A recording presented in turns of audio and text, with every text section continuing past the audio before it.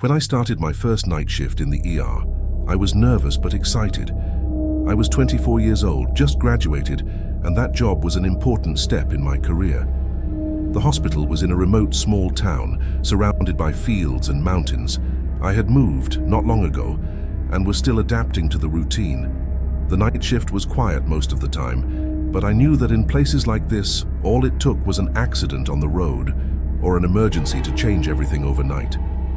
The hallway was almost empty, lit by the cold light of fluorescent lamps, and the clock was ticking a little after 2 o'clock when she entered.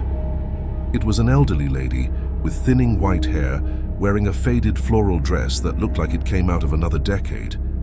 I didn't notice where it came from. I didn't hear footsteps or the entrance door open. When I realized, she was sitting in the blue plastic chair in the hallway next to the front desk, looking directly at me. "You're Clara, aren't you?" she said, and that caught my attention. No one there knew my full name. Everyone called me Anna, my first name. Still, I tried to disguise my surprise and answered yes, asking how I could help her. She gave a slight smile, which seemed to carry more sadness than comfort, and began to say disconnected things, dates, names, and events in my life that no one there knew. She talked about the fight I had with my mother before leaving home, about the fear I had of being insufficient, even about an episode I hid from everyone when I almost gave up the course because I thought I had no talent. I tried to keep my composure as she spoke, but my heart was beating so hard it seemed to echo down the hall. I asked her name and how she knew so much about me, but she just shook her head with that melancholy smile. Before I could insist, she said something that chilled me to the bone. "Be careful what you don't see, Clara. Sometimes it is the invisible that weighs the most." Without waiting for an answer, she got up with difficulty and walked towards the main corridor. My action was instinctive. I ran to the chair where she was sitting to check her medical record and register her entry, but there was nothing written there. I don't register. I don't even hear the characteristic noise of the automatic door opening and closing. I walked over to the receptionist, who looked at me with a confused expression and assured me that no one had entered, apart from a patient brought by ambulance hours earlier. I spent the rest of the shift restlessly, mentally reviewing every detail. I was tired, yes, but I knew I wasn't delusional. Until I saw something strange during the change of shifts in the morning. In the manual record book, an old page was marked with the name Donna Lily and the vague description of a case that occurred more than 20 years ago. It was the same name that the elderly woman spoke before disappearing. The coincidence made me even more uneasy, but I convinced myself that I must be confused because of fatigue. I went home and tried to sleep, but her face and her enigmatic words kept popping up every time I closed my eyes. Something seemed wrong, very wrong. The next night, I returned to work with a feeling of heaviness in my chest, as if something was about to happen. The shift started calmly, as always. Some patients were treated and released, others awaited transfers to larger hospitals. So far, nothing out of the ordinary. But around 22 o'clock, while adjusting a patient's serum, he grabbed my arm with unexpected force. His eyes were wide, fixed on me, and he said in a choked voice, "Mrs. Lilly told you to listen." My breathing almost stopped. I asked him who he was talking about, trying to appear calm, but he didn't answer. His eyes filled with tears and he began to babble something about a fall I was supposed to avoid. "Fall? What fall?" I insisted, but he just shook his head and let go of my arm. The force he made lasted for a second before disappearing, as if he had spent all his energy to give me that warning. Minutes later, another patient, a middle-aged lady with adverse problems, called me as I walked down the hallway. She looked distressed, her hands pressed against the sheet. "I saw her, nurse, the lady in the floral dress. She was here." He kept looking at me from the door, but no one else saw me. My blood ran cold. I tried to explain that maybe it was just her impression, but as I spoke, I felt the air change around me. 2 more patients also told me that they had seen Donna Lily. The hallway, which had previously seemed too cold and bright, now seemed dark, suffocating, as if the space had closed around me. Every step I took seemed to echo louder, and the patient's words echoed in my head.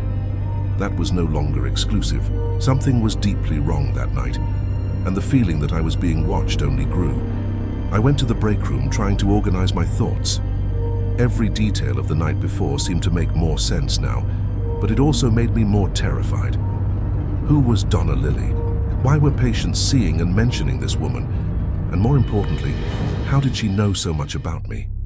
With each second, the feeling that there was something invisible surrounding me increased. I decided to check the security cameras, hoping to find some clue. I asked security to review the recordings with me, explaining that I needed to confirm a record. He was reluctant, but warned that the cameras in the main corridor had been having problems for months, and that they only had the images of the reception and the external areas.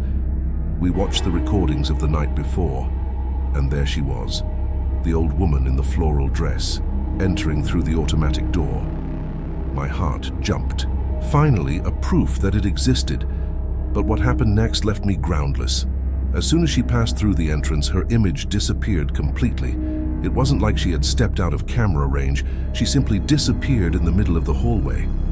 I went back to the recording several times trying to understand, but the result was the same. The security guard was laughing and making fun, saying that it must be a mistake in the video, but I knew it wasn't.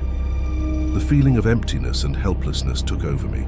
Something was happening there, something that no one could explain logically. I went back to the main hallway, trying to shake off the idea that something supernatural was going on.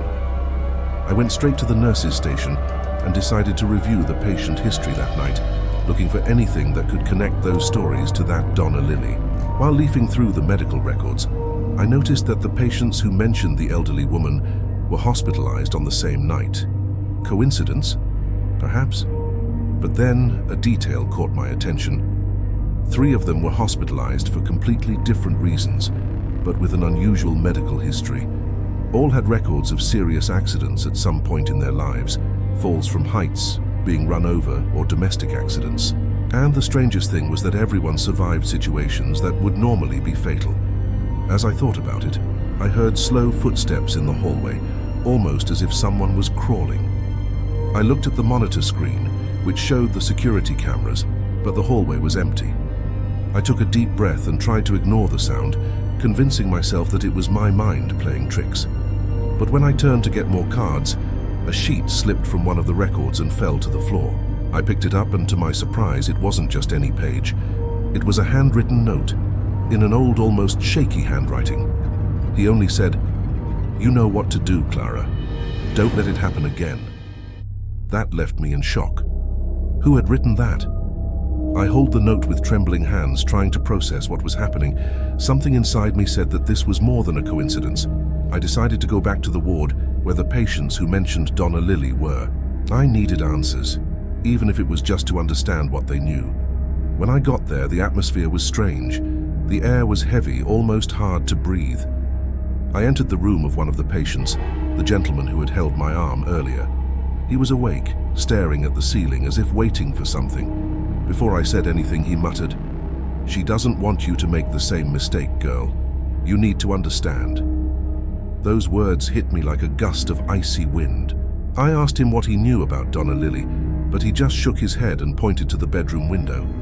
I looked but saw nothing but the darkness outside. "She's here, making sure it's not too late," he added, as if it were obvious. It was then that I noticed something reflecting in the window, an indistinct figure standing in the hallway behind me. I turned around immediately, but there was no one there. Only the empty hallway, illuminated by the cold lights. I felt a shiver run down my spine, as if I had been touched by unseen hands. I no longer knew if I was going crazy or if something was really chasing me. I went to the nearest bathroom, needing a moment to breathe and think. I threw cold water on my face, trying to calm my nerves. When I raised my head to look at myself in the mirror, I felt my stomach turn.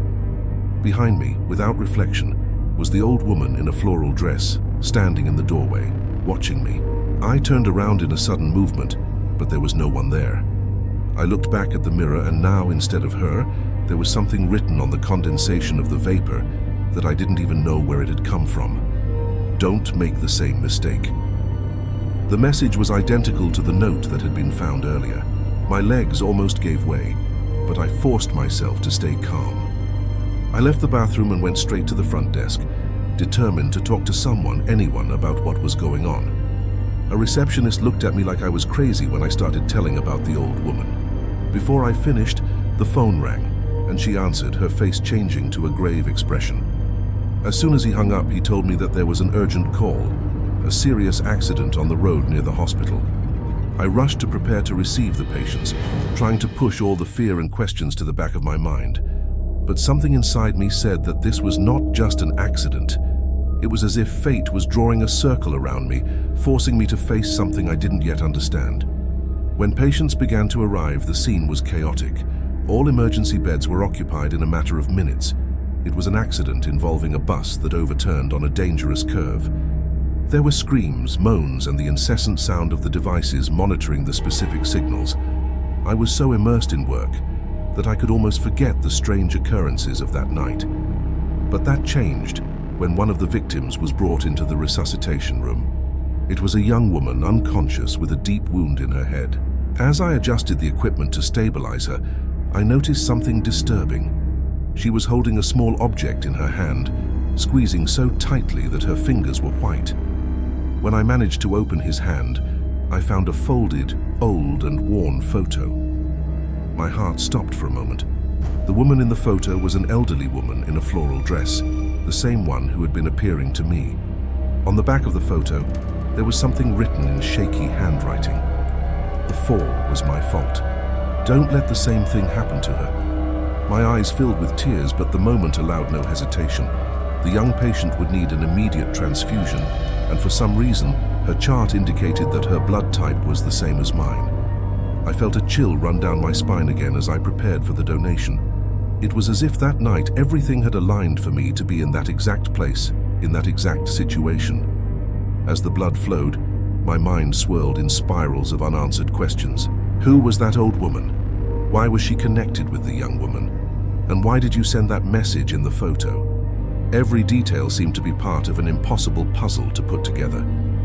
When we finally finished the transfusion, I stood next to the patient, watching her breathing stabilize. Time seemed suspended in that room. It was then that after a few hours she opened her eyes, slowly, and murmured something almost inaudible. I approached to understand, and what she said left me completely paralyzed. She told me you would do it. She knew you would. My skin crawled. I asked who she was, but the young woman only looked at me lightly before closing her eyes again. My head throbbed. I knew I couldn't continue the shift without trying to understand that story. Once things calmed down in the ER, I returned to the room where I had found the note. I needed to dig through the old archives, look for any clues about this Donna Lily. After much searching, I found an old medical record dated more than 20 years ago. It was hers. The description said that she had died in the same hospital after a serious fall in mysterious situations. Even stranger, the name of the nurse responsible for the case was Clara, just like me. My whole body went stiff when I saw my name on the medical record. The coincidences were too disturbing to ignore. I began to read the detailed account of the time. Donna Lily had been brought to the hospital with some fractures after falling down a ladder in her home. Apparently, she had been asking for help for some time before she was found, but no one listened. The nurse responsible for the care was accused of negligence because, according to the medical record, despite the fractures, Donna Lily was not at risk of death. Her condition was serious, but she had been recovering well. But she ended up suffering a sudden illness and died.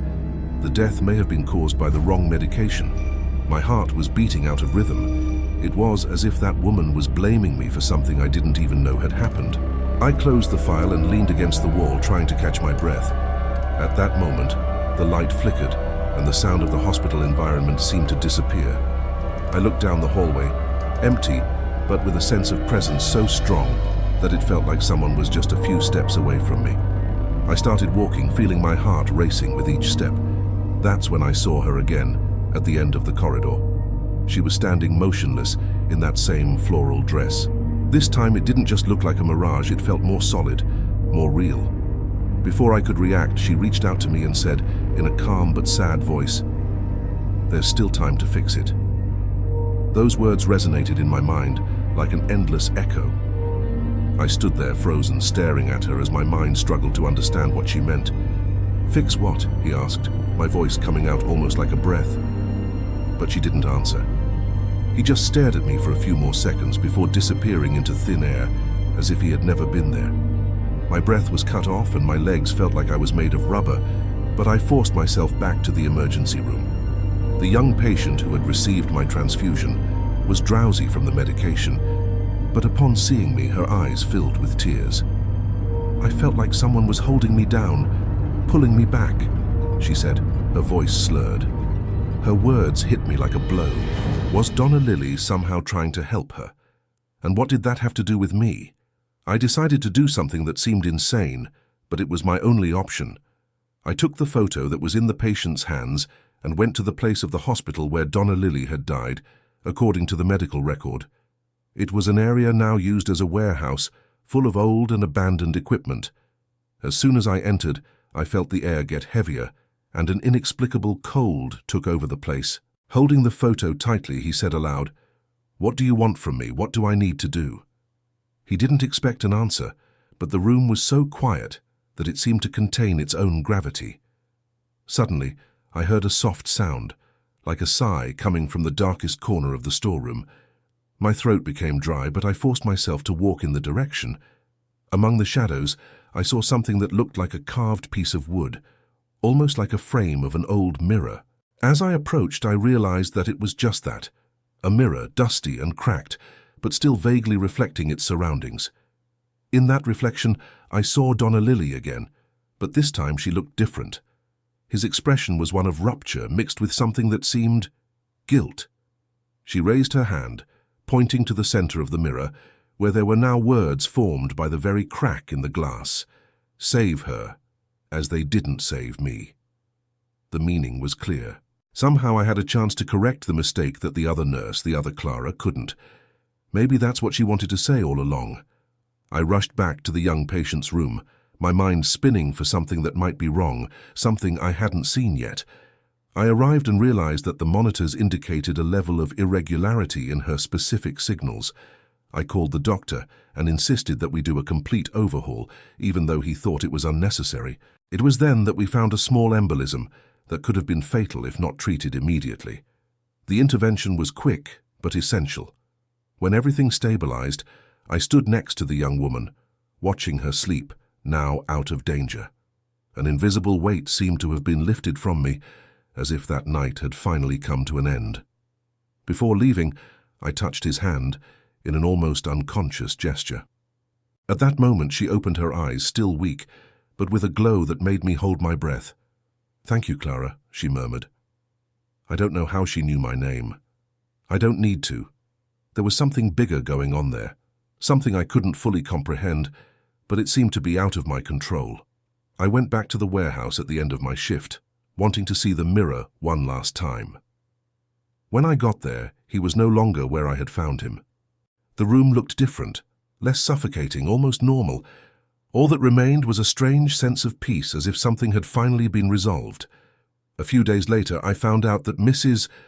Lily was the grandmother of the young patient, but that she did not get to meet her, because unfortunately the grandmother died when the mother was still I was pregnant with her, but she always felt the very strong presence of her grandmother, even without knowing her.